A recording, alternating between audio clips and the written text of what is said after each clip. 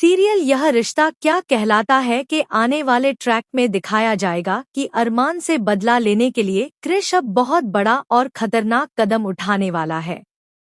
उसकी योजना है कि वह छोटी मायरा को अपना निशाना बनाए।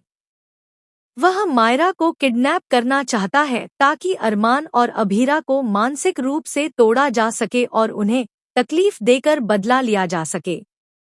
हालांकि क्रिश मायरा को कोई शारीरिक नुकसान नहीं पहुंचाना चाहता। उसका मकसद केवल अरमान और अभीरा को मानसिक पीड़ा देना होता है। लेकिन क्रिश को इस बात का अंदाजा तक नहीं होता कि उसकी इस घिनौनी हरकत का असर मायरा की मासूम जिंदगी पर कितना गहरा पड़ सकता है। यहीं से कहानी में आता है सबसे बड़ा ट्विस्ट। जब मायरा का किडनैप हो जाता है तो अभीरा और अरमान बुरी तरह टूट जाते हैं। अभीरा की आंखों में डर होता है और अरमान खुद को मायरा का दोषी मानने लगता है। पूरे पोतदार हाउस में सिर्फ मायरा की सलामती की दुआएं मांगी जाती हैं। वहीं दूसरी ओर जब क्रिश अभीरा और अरमान को टूटता हुआ देखता है तो उसे एक अजीब सा सुकून मिलता है। उसे लगता है कि उसने अपनी चोट का बदला ले लिया है। लेकिन यह सुकून ज्यादा देर तक नहीं टिकता। जल्द ही अरमान को पता चल जाता है कि मायरा को किडनैप करने वाला और कोई नहीं बल्कि क्रिश ही है। इस सच्चाई के सामने आते ही क्रिश का झूठा आत्मविश्वास भी टूट जाता है।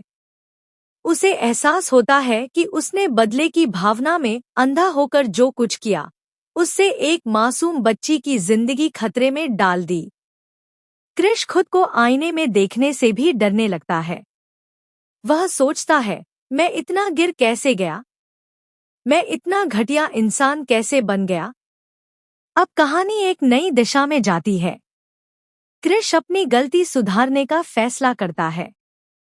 वह मायरा को सलामत वापस लाने की हर संभव कोशिश करता है और अरमान व अभीरा से माफी भी मांगता है।